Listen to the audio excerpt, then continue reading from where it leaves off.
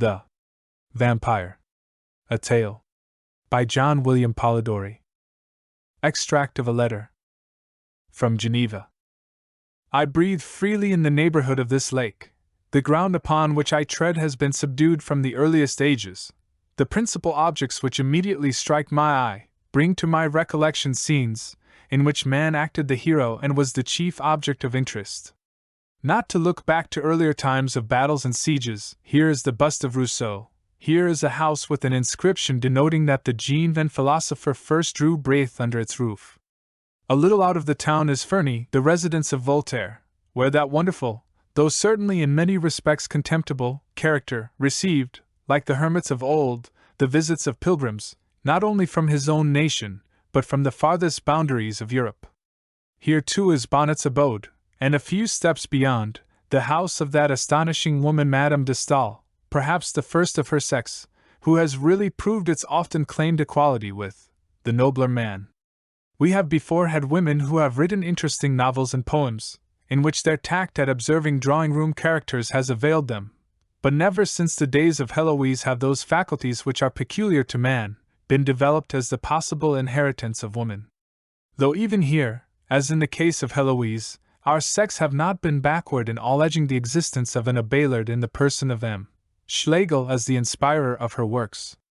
But to proceed, upon the same side of the lake, Gibbon, Bonnivard, Bradshaw, and others mark, as it were, the stages for our progress, whilst upon the other side there is one house, built by Diodati, the friend of Milton, which has contained within its walls, for several months, that poet whom we have so often read together, and who, if human passions remain the same, and human feelings, like chords, on being swept by nature's impulses shall vibrate as before, will be placed by posterity in the first rank of our English poets. You must have heard, or the third canto of Childe Harold will have informed you, that Lord Byron resided many months in this neighborhood. I went with some friends a few days ago, after having seen Ferney, to view this mansion. I trod the floors with the same feelings of awe and respect as we did, together, those of Shakespeare's dwelling at Stratford. I sat down in a chair of the saloon, and satisfied myself that I was resting on what he had made his constant seat. I found a servant there who had lived with him. She, however, gave me but little information. She pointed out his bedchamber upon the same level as the saloon and dining room, and informed me that he retired to rest at 3, got up at 2, and employed himself a long time over his toilette, that he never went to sleep without a pair of pistols and a dagger by his side, and that he never ate animal food. He apparently spent some part of every day upon the lake in an English boat. There is a balcony from the saloon which looks upon the lake and the mountain Jura, and I imagine that it must have been hence he contemplated the storm so magnificently described in the third canto, for you have from here a most extensive view of all the points he has therein depicted. I can fancy him like the scathed pine, whilst all around was sunk to repose, still waking to observe what gave but a weak image of the storms which had desolated his own breast. The sky is changed, and such a change, O night! And storm and darkness, ye are wanderhouse strong, yet lovely in your strength, as is the light of a dark eye in woman. Far along, from peak to peak, the rattling crags among, leaps the Lyrae thunder, not from one lone cloud, but every mountain now hath found a tongue, and Jura answers through her misty shroud, back to the joyous Alps who call to her aloud. And this is in the night, most glorious night. Thou art not sent for slumber. Let me be a sharer in thy far and fierce delight, a portion of the tempest and of me. How the lit lake shines a phosphoric sea, and the big rain comet dancing to the earth. And now again 'tis black, and now the glee of the loud hills shakes with its mountain mirth, as if they did rejoice o'er a young earthquake's birth. Now where the swift Rhine cleaves his way between heights which appear as lovers who have parted in haste, whose mining depths so intervene that they can meet no more, though broken-hearted, though in their souls which thus each other thwarted, love was the very root of the fond rage, which blighted their life's bloom, and then departed. Itself expired, but leaving them an age of years all winter, war within themselves to wage. I went down to the little port, if I may use the expression, wherein his vessel used to lay, and conversed with the caretaker, who had the care of it. You may smile, but I have my pleasure in thus helping my personification of the individual I admire, by attaining to the knowledge of those circumstances which were daily around him. I have made numerous inquiries in the town concerning him, but can learn nothing. He only went into society there once, when M. Pictet took him to the house of a lady to spend the evening. They say he is a very singular man, and seem to think him very uncivil. Amongst other things they relate, that having invited M. Pictet and Bonstetten to dinner, he went on the lake to Chillon, leaving a gentleman who travelled with him to receive them and make his apologies. Another evening, being invited to the house of Lady D.H., he promised to attend, but upon approaching the windows of her ladyship's villa, and perceiving the room to be full of company, he set down his friend, desiring him to plead his excuse, and immediately returned home. This will serve as a contradiction to the report which you tell me is current in England, of his having been avoided by his countrymen on the continent. The case happens to be directly the reverse, as he has been generally sought by them, though on most occasions, apparently without success. It is said, indeed, that upon paying his first visit at Coppet, following the servant who had announced his name, he was surprised to meet a lady carried out fainting. But before he had been seated many minutes, the same lady, who had been so affected at the sound of his name, returned and conversed with him a considerable time, such is female curiosity and affectation. He visited Coppet frequently, and of course associated there with several of his countrymen, who evinced no reluctance to meet him whom his enemies alone would represent as an outcast.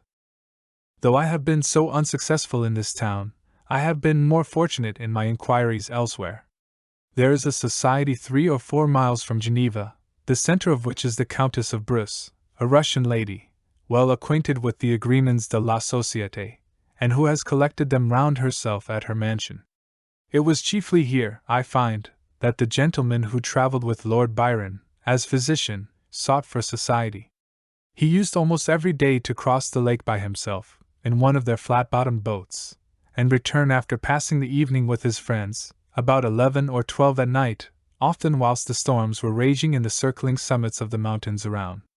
As he became intimate, from long acquaintance, with several of the families in this neighbourhood, I have gathered from their accounts some excellent traits of his lordship's character, which I will relate to you at some future opportunity.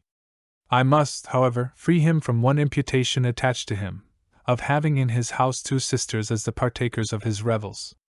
This is, like many other charges which have been brought against his lordship, entirely destitute of truth. His only companion was the physician I have already mentioned. The report originated from the following circumstance. Mr. Percy Bysshe Shelley, a gentleman well known for extravagance of doctrine, and for his daring, in their profession, even to sign himself with the title of Atihios in the album at Chamonix, having taken a house below, in which he resided with Miss M. W. Godwin and Miss Claremont, the daughters of the celebrated Mr. Godwin. They were frequently visitors at Diodati, and were often seen upon the lake with his lordship, which gave rise to the report, the truth of which is here positively denied. Among other things which the lady, from whom I procured these anecdotes, related to me, she mentioned the outline of a ghost story by Lord Byron. It appears that one evening Lord B., Mr. P. B. Shelley, the 2 ladies and the gentleman before alluded to, after having perused a German work, which was entitled Phantasmagoriana, began relating ghost stories, when his lordship having recited the beginning of Christabel, then unpublished, the whole took so strong a hold of Mr. Shelley's mind, that he suddenly started up and ran out of the room. The physician and Lord Byron followed, and discovered him leaning against a mantelpiece, with cold drops of perspiration trickling down his face. After having given him something to refresh him, upon inquiring into the cause of his alarm, they found that his wild imagination having pictured to him the bosom of one of the ladies with eyes, which was reported of a lady in the neighbourhood where he lived, he was obliged to leave the room in order to destroy the impression. It was afterwards proposed, in the course of conversation, that each of the company present should write a tale depending upon some supernatural agency, which was undertaken by Lord B., the physician, and Miss M. W. Godwin. 1. My friend, the lady above referred to, had in her possession the outline of each of these stories. I obtained them as a great favor, and herewith forward them to you, as I was assured you would feel as much curiosity as myself, to peruse the debauches of so great a genius, and those immediately under his influence. The Vampire. Introduction. The superstition upon which this tale is founded is very general in the East. Among the Arabians it appears to be common. It did not, however, extend itself to the Greeks until after the establishment of Christianity, and it has only assumed its present form since the division of the Latin and Greek churches, at which time, the idea becoming prevalent, that a Latin body could not corrupt if buried in their territory, it gradually increased, and formed the subject of many wonderful stories, still extant, of the dead rising from their graves, and feeding upon the blood of the young and beautiful. In the West it spread, with some slight variation, all over Hungary, Poland, Austria, and Lorraine, where the belief existed that vampires nightly imbibed a certain portion of the blood of their victims, who became emaciated, lost their strength, and speedily died of consumptions, whilst these human blood-suckers fattened, and their veins became distended to such a state of repletion as to cause the blood to flow from all the passages of their bodies, and even from the very pores of their skins. In the London Journal, of March, 1732, is a curious, and of course, credible account of a particular case of vampirism, which is stated to have occurred at Madraga, in Hungary. It appears that upon an examination of the commander-in-chief and magistrates of the place, they positively and unanimously affirmed that, about 5 years before, a certain Hayduke named Arnold Paul had been heard to say that, at Kosovia, on the frontiers of the Turkish Servia, he had been tormented by a vampire, but had found a way to rid himself of the evil, by eating some of the earth out of the vampire's grave, and rubbing himself with his blood. This precaution, however, did not prevent him from becoming a vampire too, himself, for, about 20 or 30 days after his death and burial, many persons complained of having been tormented by him, and a deposition was made that 4 persons had been deprived of life by his attacks. To prevent further mischief, the inhabitants having consulted their Hadagni, 3 took up the body, and found it, as is supposed to be usual in cases of vampirism, fresh, and entirely free from corruption, and emitting at the mouth, nose, and ears, pure and florid blood. Proof having been thus obtained, they resorted to the accustomed remedy. A stake was driven entirely through the heart and body of Arnold Paul, at which he is reported to have cried out as dreadfully as if he had been alive. This done, they cut off his head, burned his body, and threw the ashes into his grave. The same measures were adopted with the corpses of those persons who had previously died from vampirism, lest they should, in their turn, become agents upon others who survived them. This monstrous rhodomantade is here related, because it seems better adapted to illustrate the subject of the present observations than any other instance which could be adduced. In many parts of Greece it is considered as a sort of punishment after death, for some heinous crime committed whilst in existence, that the deceased is not only doomed to vampirize, but compelled to confine his infernal visitations solely to those beings he loved most while upon earth, those to whom he was bound by ties of kindred and affection. A supposition alluded to in the Gr. But first on earth, as vampire sent, thy corse shall from its tomb be rent, then ghastly haunt the native place, and suck the blood of all thy race. There from thy daughter, sister, wife, at midnight drain the stream of life, yet loathe the banquet which perforce must feed thy livid living corse. Thy victims, ere they yet expire, shall know the demon for their sire.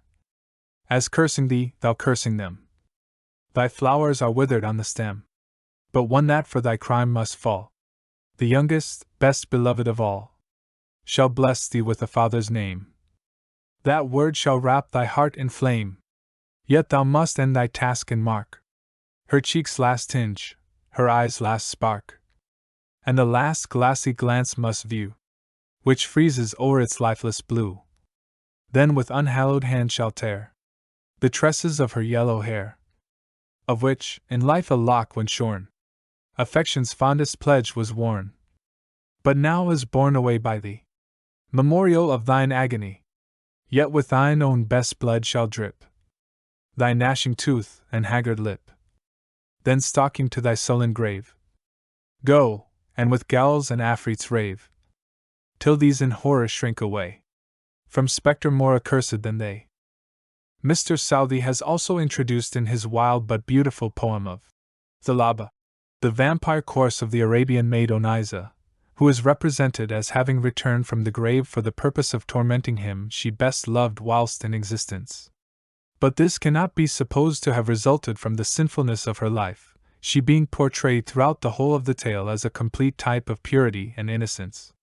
The veracious Tournefort gives a long account in his travels of several astonishing cases of vampirism, to which he pretends to have been an eyewitness, and Calmet, in his great work upon this subject, besides a variety of anecdotes and traditionary narratives illustrative of its effects, has put forth some learned dissertations, tending to prove it to be a classical, as well as barbarian error.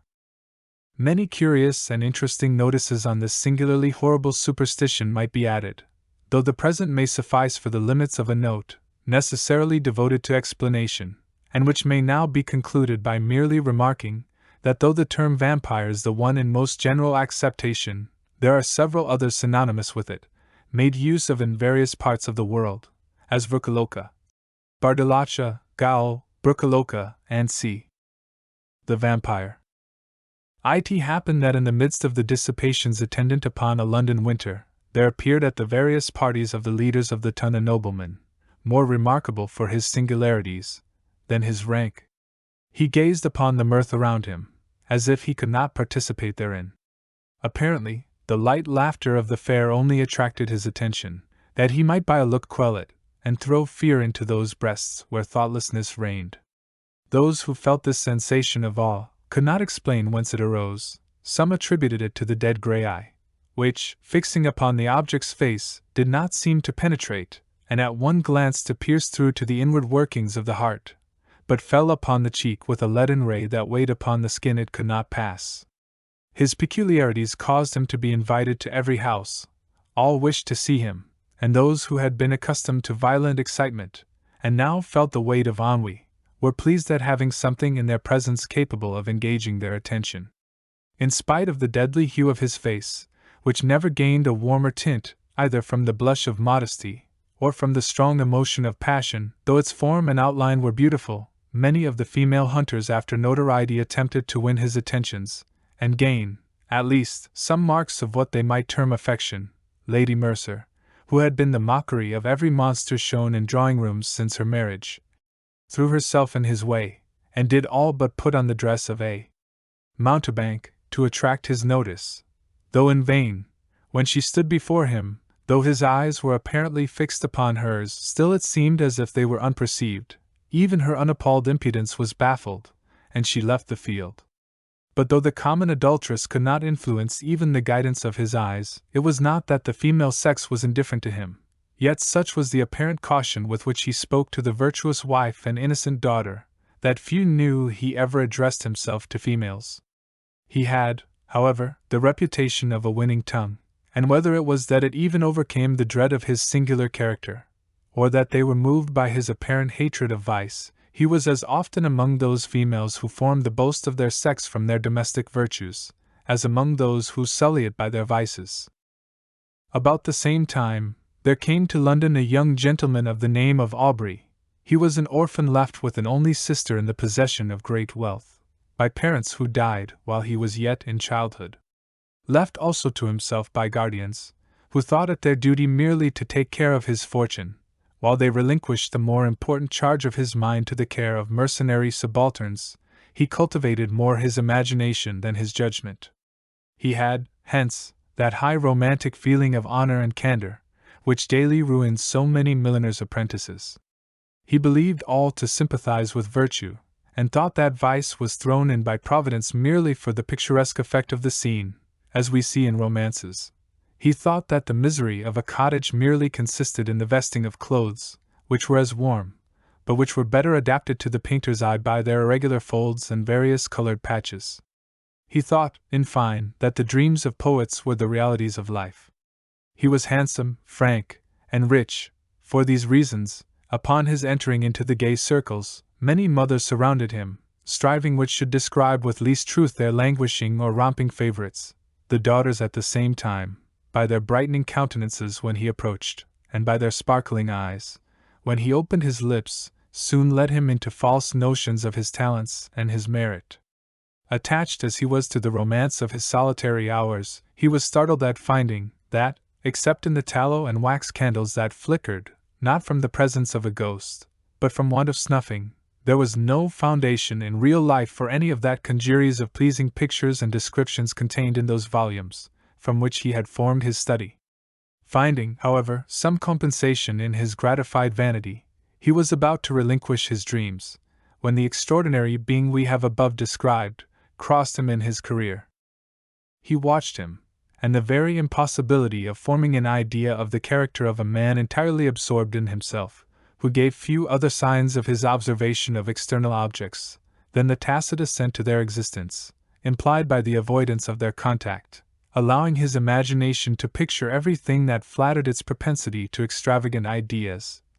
He soon formed this object into the hero of a romance, and determined to observe the offspring of his fancy, rather than the person before him. He became acquainted with him, paid him attentions, and so far advanced upon his notice that his presence was always recognized. He gradually learnt that Lord Ruthven's affairs were embarrassed, and soon found, from the notes of preparation in Street, that he was about to travel. Desirous of gaining some information respecting this singular character, who, till now, had only whetted his curiosity, he hinted to his guardians that it was time for him to perform the tour, which for many generations has been thought necessary to enable the young to take some rapid steps in the career of vice towards putting themselves upon an equality with the aged, and not allowing them to appear as if fallen from the skies, whenever scandalous intrigues are mentioned as the subjects of pleasantry or of praise, according to the degree of skill shown in carrying them on. They consented, and Aubrey, immediately mentioning his intentions to Lord Ruthven, was surprised to receive from him a proposal to join him.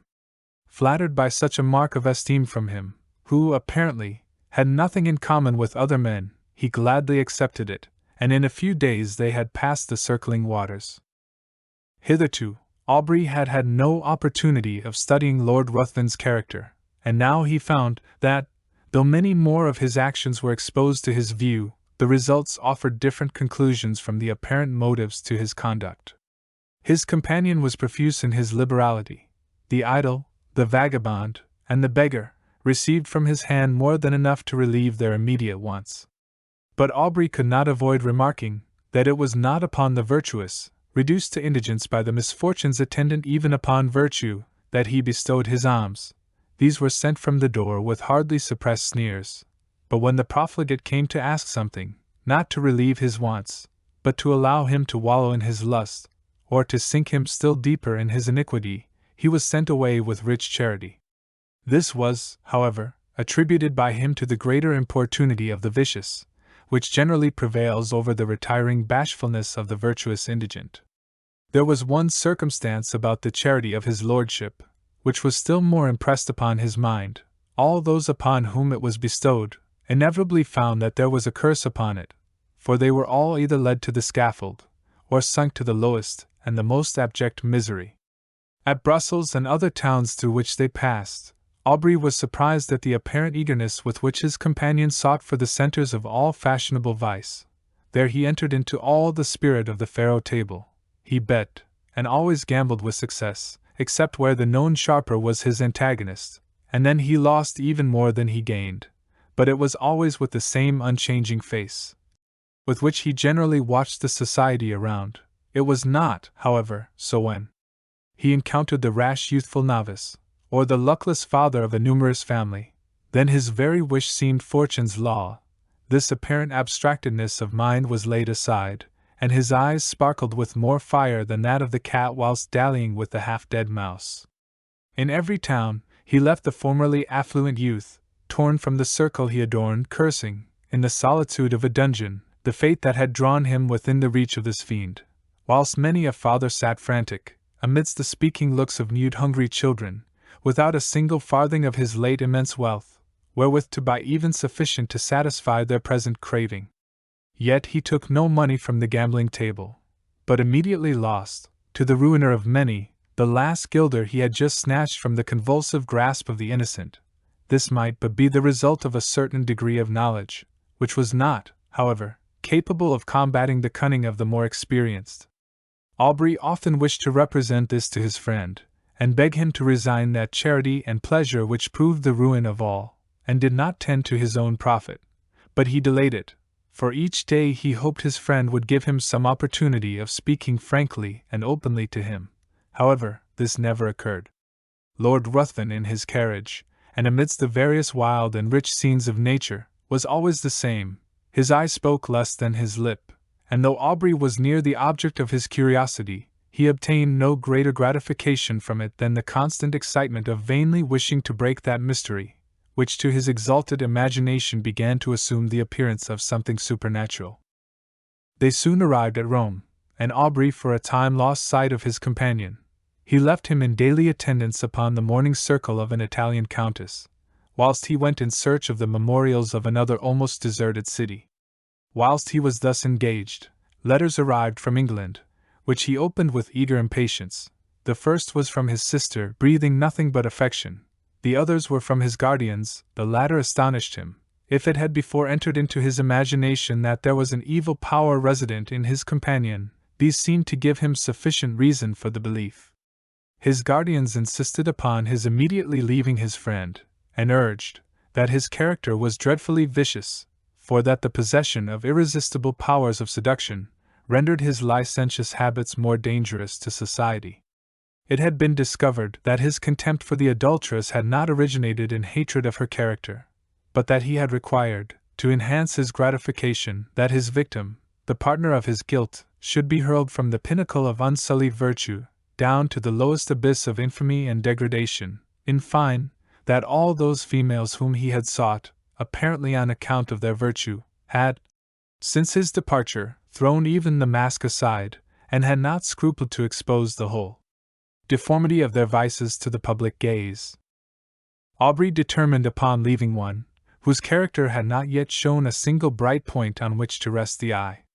He resolved to invent some plausible pretext for abandoning him altogether, purposing, in the meanwhile, to watch him more closely, and to let no slight circumstances pass by unnoticed. He entered into the same circle, and soon perceived that his lordship was endeavoring to work upon the inexperience of the daughter of the lady whose house he chiefly frequented. In Italy it is seldom that an unmarried female is met with in society. He was therefore obliged to carry on his plans in secret. But Aubrey's eye followed him in all his windings, and soon discovered that an assignation had been appointed, which would most likely end in the ruin of an innocent, though thoughtless girl. Losing no time, he entered the apartment of Lord Ruthven, and abruptly asked him his intentions with respect to the lady, informing him at the same time that he was aware of his being about to meet her that very night. Lord Ruthven answered that his intentions were such as he supposed all would have upon such an occasion, and upon being pressed whether he intended to marry her, merely laughed. Aubrey retired, and immediately writing a note to say that from that moment he must decline accompanying his lordship in the remainder of their proposed tour, he ordered his servant to seek other apartments, and calling upon the mother of the lady, informed her of all he knew, not only with regard to her daughter, but also concerning the character of his lordship. The assignation was prevented. Lord Ruthven next day merely sent his servant to notify his complete assent to a separation, but did not hint any suspicion of his plans having been foiled by Aubrey's interposition. Having left Rome, Aubrey directed his steps towards Greece, and crossing the peninsula, soon found himself at Athens. He then fixed his residence in the house of a Greek, and soon occupied himself in tracing the faded records of ancient glory upon monuments that apparently, ashamed of chronicling the deeds of freemen only before slaves, had hidden themselves beneath the sheltering soil or many-colored lichen.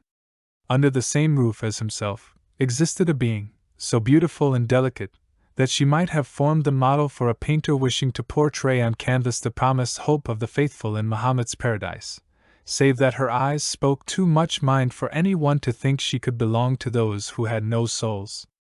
As she danced upon the plain, or tripped along the mountain side, one would have thought the gazelle a poor type of her beauties, for who would have exchanged her eye, apparently the eye of animated nature, for that sleepy luxurious look of the animal suited but to the taste of an epicure? The light step of Ianthe often accompanied Aubrey in his search after antiquities, and often would the unconscious girl, engaged in the pursuit of a cashmere butterfly, show the whole beauty of her form, floating as it were upon the wind, to the eager gaze of him, who forgot the letters he had just deciphered upon an almost effaced tablet, in the contemplation of her sylph-like figure. Often would her tresses falling, as she flitted around, exhibit in the sun's rays such delicately brilliant and swiftly fading hues, it might well excuse the forgetfulness of the antiquary, who let escape from his mind the very object he had before thought of vital importance to the proper interpretation of a passage in Pausanias. But why attempt to describe charms which all feel, but none can appreciate?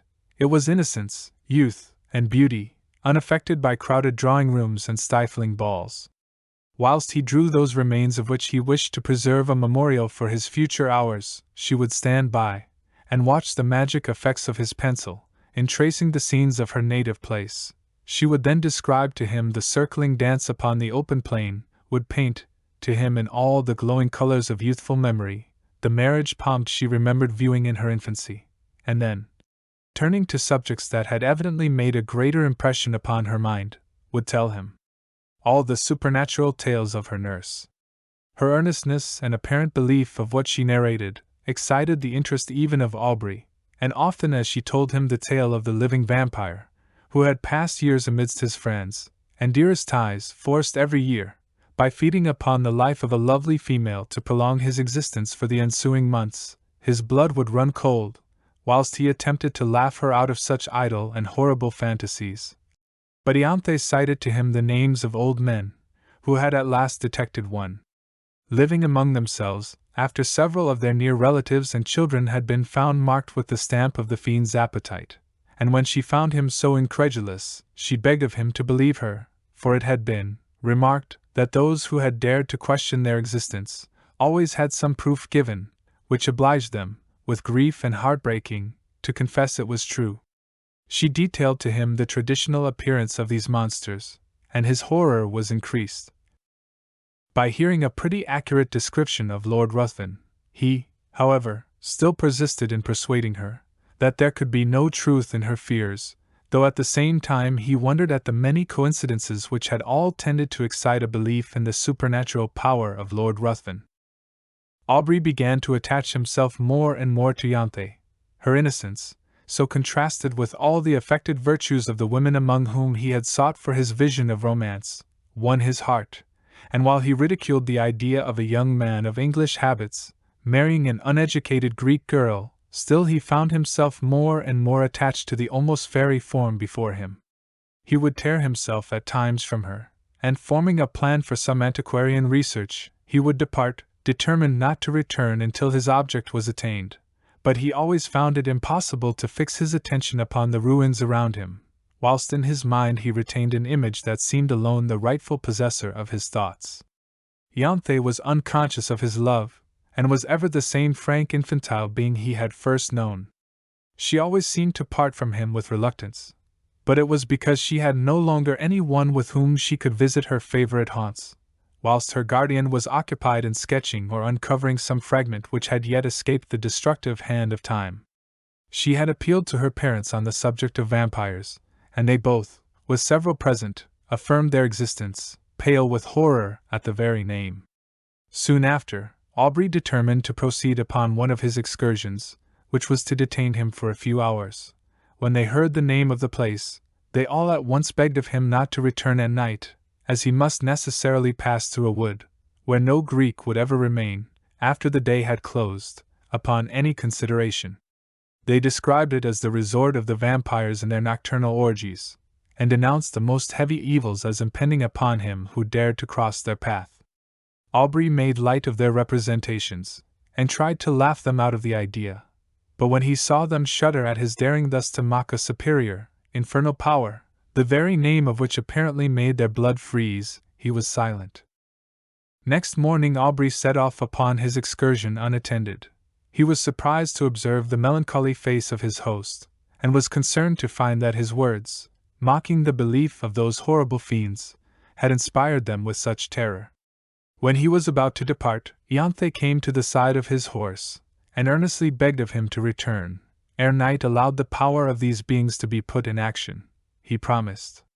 He was, however, so occupied in his research that he did not perceive that daylight would soon end, and that in the horizon there was one of those specks which, in the warmer climates, so rapidly gather into a tremendous mass, and pour all their rage upon the devoted country.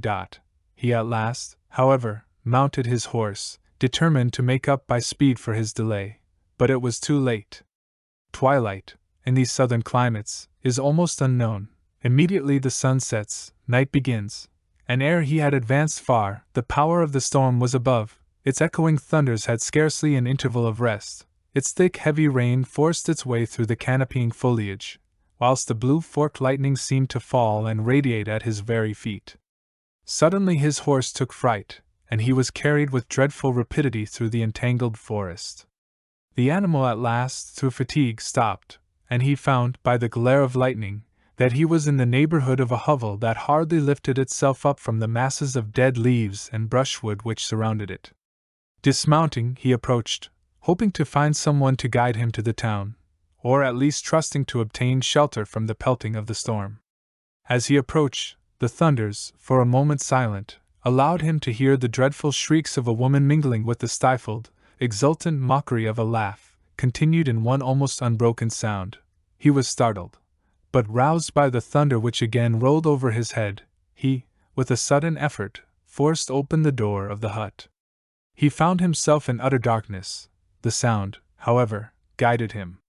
He was apparently unperceived, for though he called, still the sounds continued, and no notice was taken of him. He found himself in contact with someone, whom he immediately seized, when a voice cried, "Again baffled!" to which a loud laugh succeeded, and he felt himself grappled by one whose strength seemed superhuman. Determined to sell his life as dearly as he could, he struggled, but it was in vain. He was lifted from his feet and hurled with enormous force against the ground. His enemy threw himself upon him, and kneeling upon his breast, had placed his hands upon his throat, when the glare of many torches penetrating through the hole that gave light in the day, disturbed him. He instantly rose, and leaving his prey, rushed through the door, and in a moment the crashing of the branches, as he broke through the wood, was no longer heard. The storm was now still, and Aubrey, incapable of moving, was soon heard by those without. They entered, the light of their torches fell upon the mud walls, and the thatch loaded on every individual straw with heavy flakes of soot. At the desire of Aubrey they searched for her who had attracted him by her cries. He was again left in darkness. But what was his horror, when the light of the torches once more burst upon him, to perceive the airy form of his fair conductress brought in a lifeless corse. He shut his eyes, hoping that it was but a vision arising from his disturbed imagination, but he again saw the same form, when he unclosed them, stretched by his side. There was no color upon her cheek, not even upon her lip, yet there was a stillness about her face that seemed almost as attaching as the life that once dwelt there. Upon her neck and breast was blood, and upon her throat were the marks of teeth having opened the vein. To this the men pointed, crying, simultaneously struck with horror, "A vampire! A vampire!" A litter was quickly formed, and Aubrey was laid by the side of her who had lately been to him the object of so many bright and fairy visions, now fallen with the flower of life that had died within her. He knew not what his thoughts were. His mind was benumbed and seemed to shun reflection, and take refuge in vacancy.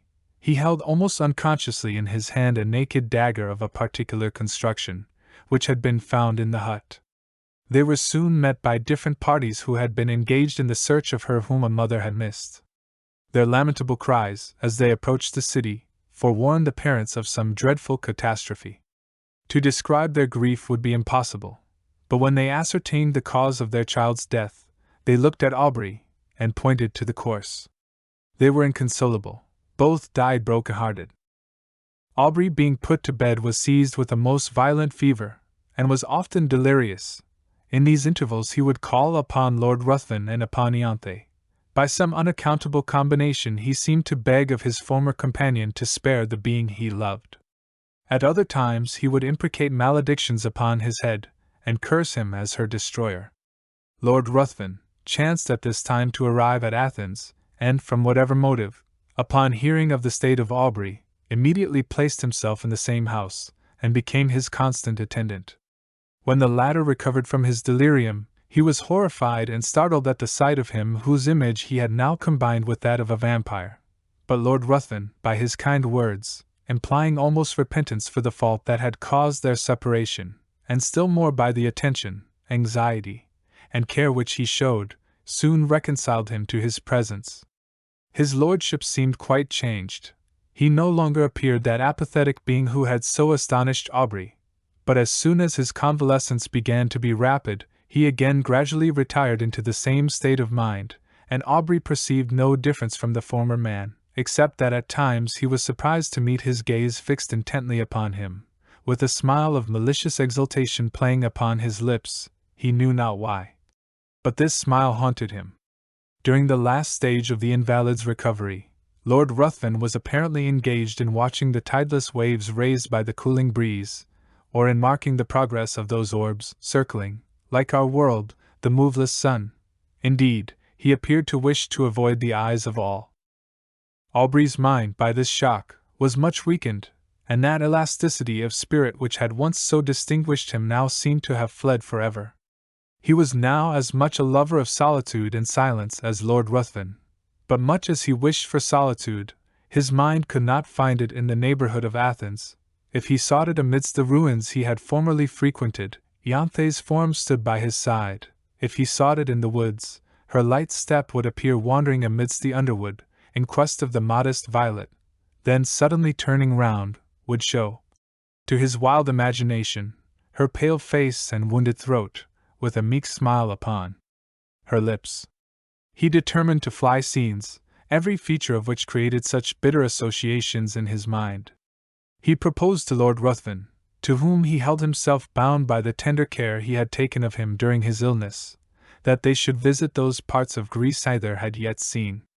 They travelled in every direction, and sought every spot to which a recollection could be attached, but though they thus hastened from place to place, yet they seemed not to heed what they gazed upon. They heard much of robbers, but they gradually began to slight these reports, which they imagined were only the invention of individuals, whose interest it was to excite the generosity of those whom they defended from pretended dangers. In consequence of thus neglecting the advice of the inhabitants, on one occasion they travelled with only a few guards, more to serve as guides than as a defense.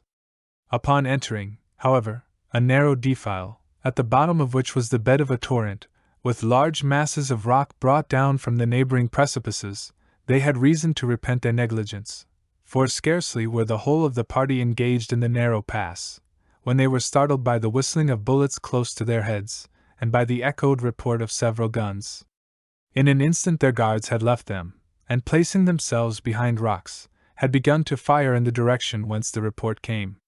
Lord Ruthven and Aubrey, imitating their example, retired for a moment behind the sheltering turn of the defile, but ashamed of being thus detained by a foe, who with insulting shouts bade them advance, and being exposed to unresisting slaughter, if any of the robbers should climb above and take them in the rear, they determined at once to rush forward in search of the enemy. Hardly had they lost the shelter of the rock, when Lord Ruthven received a shot in the shoulder, which brought him to the ground. Aubrey hastened to his assistance, and no longer heeding the contest or his own peril, was soon surprised by seeing the robbers' faces around him, his guards having, upon Lord Ruthven's being wounded, immediately thrown up their arms and surrendered. By promises of great reward, Aubrey soon induced them to convey his wounded friend to a neighboring cabin, and having agreed upon a ransom, he was no more disturbed by their presence, they being content merely to guard the entrance till their comrade should return with the promised sum, for which he had an order.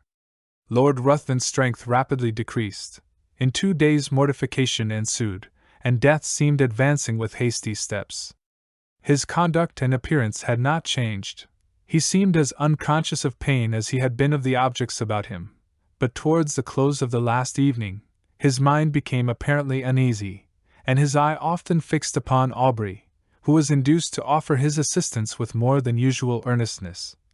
"Assist me!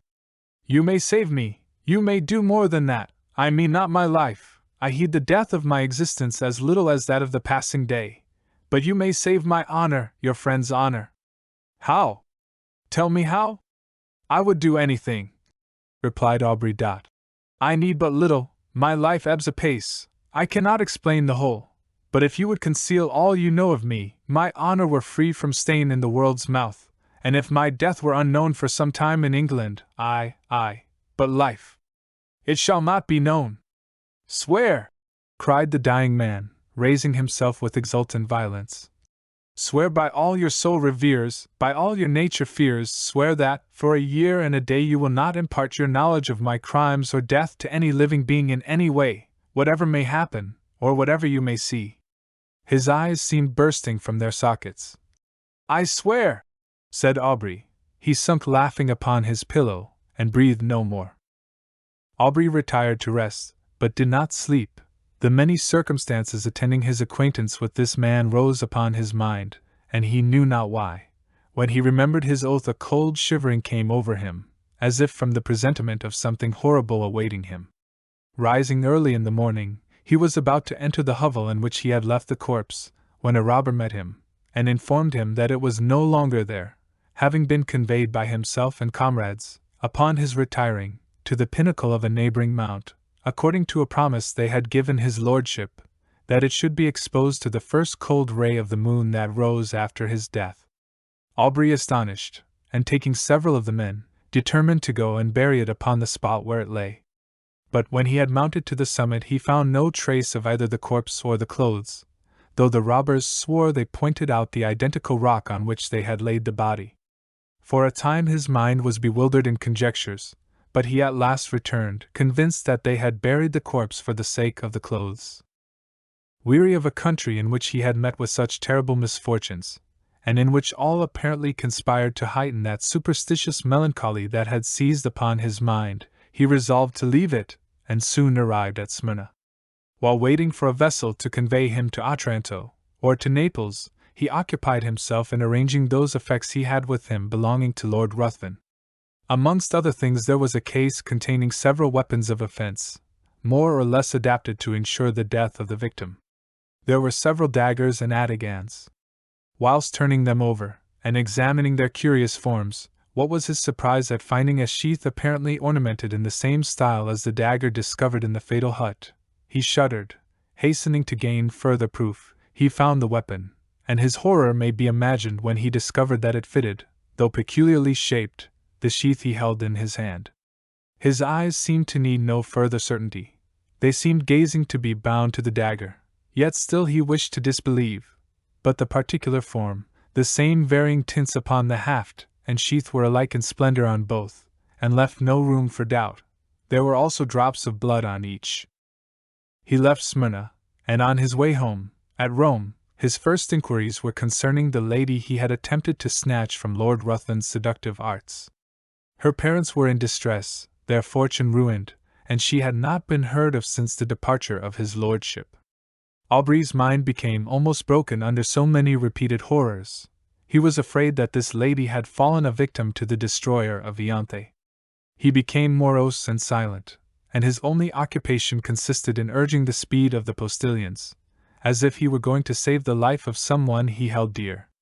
He arrived at Calais. A breeze, which seemed obedient to his will, soon wafted him to the English shores, and he hastened to the mansion of his fathers, and there, for a moment, appeared to lose, in the embraces and caresses of his sister, all memory of the past. If she before, by her infantine caresses, had gained his affection, now that the woman began to appear, she was still more attaching as a companion. Miss Aubrey had not that winning grace which gains the gaze and applause of the drawing-room assemblies. There was none of that light brilliancy which only exists in the heated atmosphere of a crowded apartment. Her blue eye was never lit up by the levity of the mind beneath. There was a melancholy charm about it which did not seem to arise from misfortune, but from some feeling within, that appeared to indicate a soul conscious of a brighter realm. Her step was not that light footing which strays where'er a butterfly or a color may attract. It was sedate and pensive. When alone, her face was never brightened by the smile of joy, but when her brother breathed to her his affection, and would in her presence forget those griefs she knew destroyed his rest, who would have exchanged her smile for that of the voluptuary? It seemed as if those eyes, that face were then playing in the light of their own native sphere. She was yet only 18, and had not been presented to the world, it having been thought by her guardians more fit that her presentation should be delayed until her brother's return from the continent, when he might be her protector. It was now, therefore, resolved that the next drawing-room, which was fast approaching, should be the epoch of her entry into the busy scene. Aubrey would rather have remained in the mansion of his fathers, and fed upon the melancholy which overpowered him. He could not feel interest about the frivolities of fashionable strangers, when his mind had been so torn by the events he had witnessed, but he determined to sacrifice his own comfort to the protection of his sister. They soon arrived in town, and prepared for the next day, which had been announced as a drawing-room. The crowd was excessive. A drawing-room had not been held for a long time, and all who were anxious to bask in the smile of royalty hastened thither. Aubrey was there with his sister. While he was standing in a corner by himself, heedless of all around him, engaged in the remembrance that the first time he had seen Lord Ruthven was in that very place, he felt himself suddenly seized by the arm, and a voice he recognized too well sounded in his ear. "Remember your oath." He had hardly courage to turn, fearful of seeing a spectre that would blast him, when he perceived, at a little distance, the same figure which had attracted his notice on this spot upon his first entry into society. He gazed till his limbs almost refusing to bear their weight, he was obliged to take the arm of a friend, and forcing a passage through the crowd, he threw himself into his carriage, and was driven home. He paced the room with hurried steps, and fixed his hands upon his head, as if he were afraid his thoughts were bursting from his brain. Lord Ruthven again before him, circumstances started up in dreadful array, the dagger, his oath. He roused himself, he could not believe it possible. The dead rise again, he thought his imagination had conjured up the image his mind was resting upon. It was impossible that it could be real. He determined, therefore, to go again into society, for though he attempted to ask concerning Lord Ruthven, the name hung upon his lips, and he could not succeed in gaining information. He went a few nights after with his sister to the assembly of a near relation. Leaving her under the protection of a matron, he retired into a recess, and there gave himself up to his own devouring thoughts. Perceiving, at last, that many were leaving, he roused himself, and entering another room, found his sister surrounded by several, apparently in earnest conversation. He attempted to pass and get near her, when one, whom he requested to move, turned round, and revealed to him those features he most abhorred. He sprang forward, seized his sister's arm, and with hurried step forced her towards the street. At the door he found himself impeded by the crowd of servants who were waiting for their lords, and while he was engaged in passing them, he again heard that voice whisper close to him, "Remember your oath." He did not dare to turn, but, hurrying his sister, soon reached home. Aubrey became almost distracted. If before his mind had been absorbed by one subject, how much more completely was it engrossed, now that the certainty of the monster's living again pressed upon his thoughts. His sister's attentions were now unheeded, and it was in vain that she entreated him to explain to her what had caused his abrupt conduct. He only uttered a few words, and those terrified her. The more he thought, the more he was bewildered. His oath startled him. Was he then to allow this monster to roam, bearing ruin upon his breath, amidst all he held dear, and not avert its progress? His very sister might have been touched by him. But even if he were to break his oath, and disclose his suspicions, who would believe him? He thought of employing his own hand to free the world from such a wretch, but death, he remembered, had been already mocked. 4 days he remained in this state, shut up in his room. He saw no one, and ate only when his sister came, who, with eyes streaming with tears, besought him, for her sake, to support nature.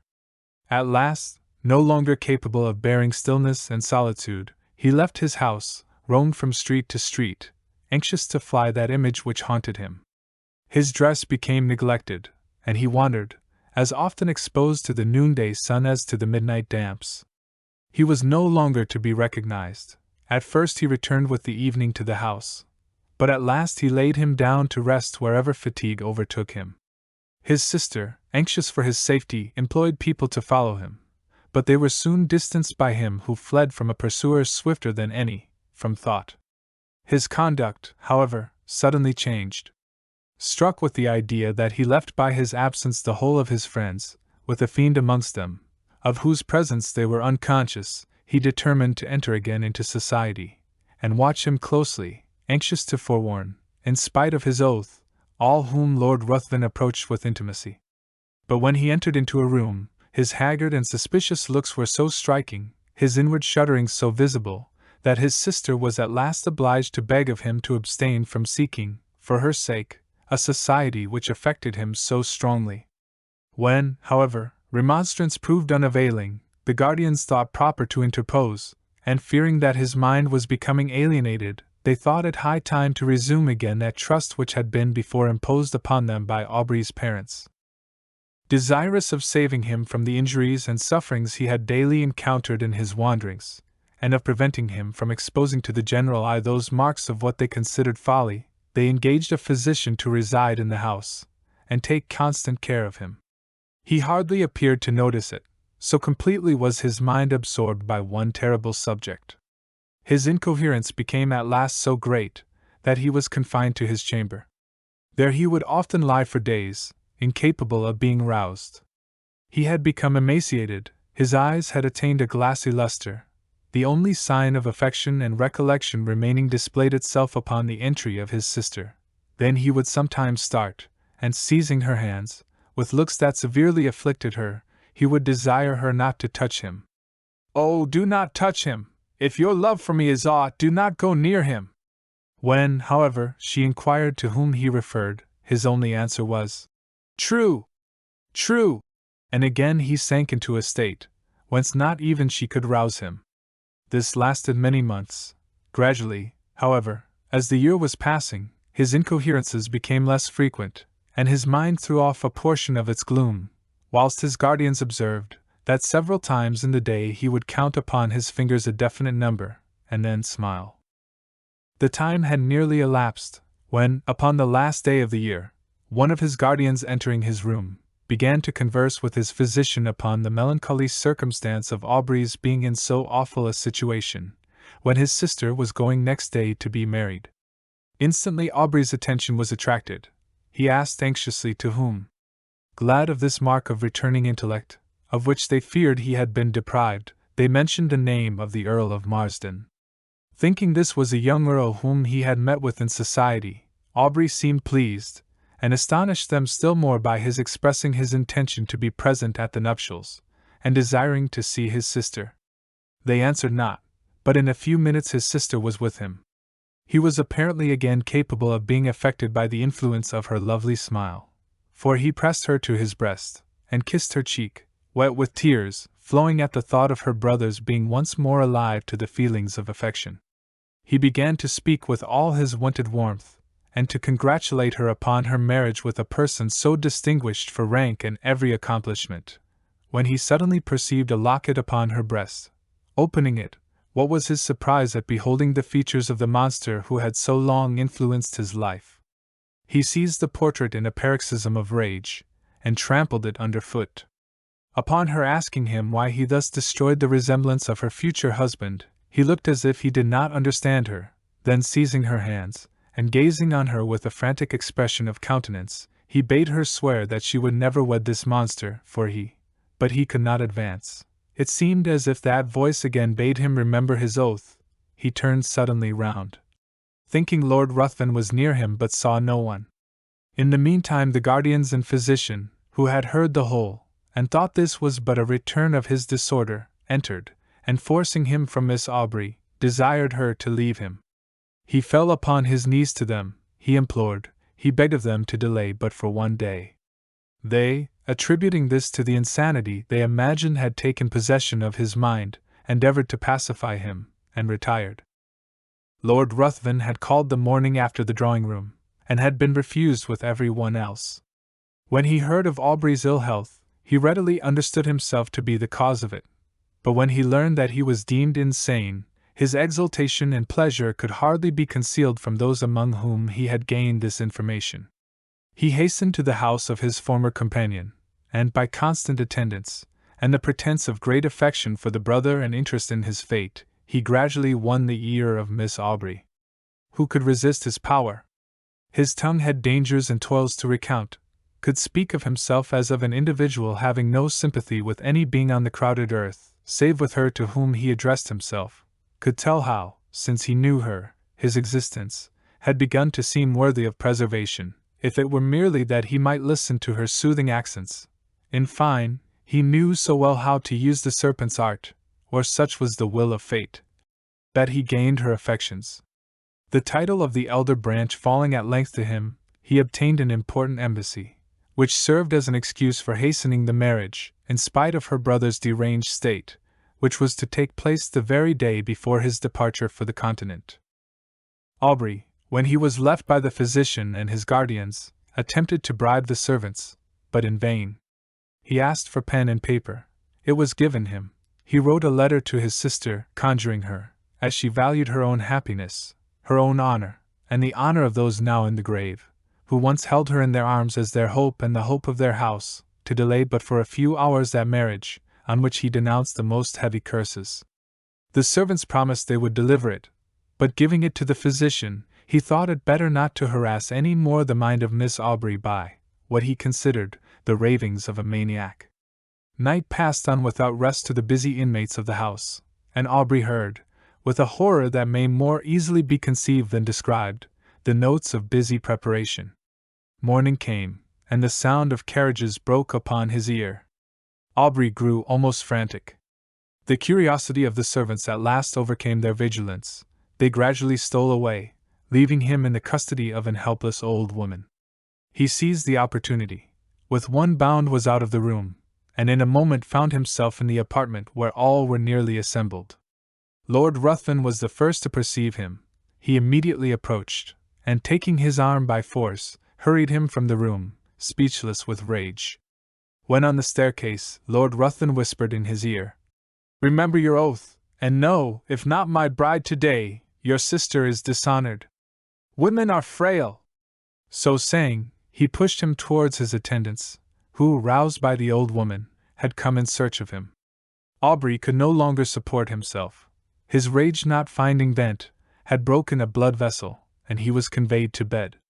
This was not mentioned to his sister, who was not present when he entered, as the physician was afraid of agitating her. The marriage was solemnized, and the bride and bridegroom left London. Aubrey's weakness increased. The effusion of blood produced symptoms of the near approach of death. He desired his sister's guardians might be called, and when the midnight hour had struck, he related composedly what the reader has perused. He died immediately after. The guardians hastened to protect Miss Aubrey, but when they arrived, it was too late. Lord Ruthven had disappeared, and Aubrey's sister had glutted the thirst of a vampire. Extract of a letter containing an account of Lord Byron's residence in the island of Mitylene. Account of Lord Byron's residence, and c. The world was all before him, where to choose his place of rest, and Providence his guide. In sailing through the Grecian archipelago, on board one of His Majesty's vessels, in the year 1812, we put into the harbor of Mitylene, in the island of that name. The beauty of this place, and the certain supply of cattle and vegetables always to be had there, induced many British vessels to visit it, both men of war and merchantmen, and though it lies rather out of the track for ships bound to Smyrna, its bounties amply repay for the deviation of a voyage. We landed, as usual, at the bottom of the bay, and whilst the men were employed in watering, and the purser bargaining for cattle with the natives, the clergyman and myself took a ramble to the cave called Homer's School, and other places, where we had been before. On the brow of Mount Ida, a small monticule so named, we met with and engaged a young Greek as our guide, who told us he had come from Scio with an English lord, who left the island 4 days previous to our arrival in his felucca. He engaged me as a pilot, said the Greek, and would have taken me with him, but I did not choose to quit Mitylene, where I am likely to get married. He was an odd, but a very good man. The cottage over the hill, facing the river, belongs to him, and he has left an old man in charge of it. He gave Dominic, the wine trader, 600 zechins for it, about L250 English currency, and has resided there about 14 months, though not constantly, for he sails in his felucca very often to the different islands. This account excited our curiosity very much, and we lost no time in hastening to the house where our countryman had resided. We were kindly received by an old man, who conducted us over the mansion. It consisted of 4 apartments on the ground floor, an entrance hall, a drawing room, a sitting parlor, and a bedroom, with a spacious closet annexed. They were all simply decorated, plain green-stained walls, marble tables on either side, a large myrtle in the center, and a small fountain beneath, which could be made to play through the branches by moving a spring fixed in the side of a small bronze Venus in a leaning posture. A large couch or sofa completed the furniture. In the hall stood half a dozen English cane chairs, and an empty bookcase. There were no mirrors, nor a single painting. The bedchamber had merely a large mattress spread on the floor, with 2 stuffed cotton quilts and a pillow, the common bed throughout Greece. In the sitting room we observed a marble recess, formerly, the old man told us, filled with books and papers, which were then in a large seaman's chest in the closet. It was open, but we did not think ourselves justified in examining the contents. On the tablet of the recess lay Voltaire's, Shakespeare's, Boileau's, and Rousseau's works complete, Volney's Ruins of Empires, Zimmermann, in the German language, Klopstock's Messiah, Kotzebue's novels, Schiller's Play of the Robbers, Milton's Paradise Lost, an Italian edition, printed at Parma in 1810, several small pamphlets from the Greek press at Constantinople, much torn, but no English book of any description. Most of these books were filled with marginal notes, written with a pencil, in Italian and Latin. The Messiah was literally scribbled all over, and marked with slips of paper, on which also were remarks. The old man said, "The Lord had been reading these books the evening before he sailed, and forgot to place them with the others, but," said he, "there they must lie until his return, for he is so particular that were I to move one thing without orders, he would frown upon me for a week together. He is otherways very good. I once did him a service, and I have the produce of this farm for the trouble of taking care of it, except 20 zechins which I paid to an aged Armenian who resides in a small cottage in the wood, and whom the Lord brought here from Adrianople, I don't know for what reason." The appearance of the house externally was pleasing. The portico in front was 50 paces long and 14 broad, and the fluted marble pillars with black plinths and fretwork cornices, as it is now customary in Grecian architecture, were considerably higher than the roof. The roof, surrounded by a light stone balustrade, was covered by a fine Turkey carpet, beneath an awning of strong coarse linen. Most of the housetops are thus furnished, as upon them the Greeks pass their evenings in smoking, drinking light wines such as Lacrima Christi, eating fruit, and enjoying the evening breeze. On the left hand as we entered the house, a small streamlet glided away, grapes, oranges and limes were clustering together on its borders, and under the shade of 2 large myrtle bushes, a marble seat with an ornamental wooden back was placed, on which we were told, the Lord passed many of his evenings and nights till 12 o'clock, reading, writing, and talking to himself. "I suppose," said the old man, praying, for he was very devout, and always attended our church twice a week, besides Sundays. The view from this seat was what may be termed a bird's-eye view. A line of rich vineyards led the eye to Mount Calcla, covered with olive and myrtle trees in bloom, and on the summit of which an ancient Greek temple appeared in majestic decay. A small stream issuing from the ruins descended in broken cascades, until it was lost in the woods near the mountain's base. The sea, smooth as glass, and an horizon unshadowed by a single cloud, terminates the view in front, and a little on the left, through a vista of lofty chestnut and palm trees, several small islands were distinctly observed, studding the light blue wave with spots of emerald green. I seldom enjoyed a view more than I did this, but our inquiries were fruitless as to the name of the person who had resided in this romantic solitude. None knew his name but Dominic, his banker, who had gone to Candia. The Armenian, said our conductor, could tell, but I am sure he will not. And cannot you tell, old friend? Said I. If I can, said he, I dare not. We had not time to visit the Armenian, but on our return to the town we learnt several particulars of the isolated lord. He had portioned 8 young girls when he was last upon the island, and even danced with them at the nuptial feast. He gave a cow to one man, horses to others, and cotton and silk to the girls who lived by weaving these articles. He also bought a new boat for a fisherman who had lost his own in a gale, and he often gave Greek testaments to the poor children. In short, he appeared to us, from all we collected, to have been a very eccentric and benevolent character. One circumstance we learnt, which our old friend at the cottage thought proper not to disclose.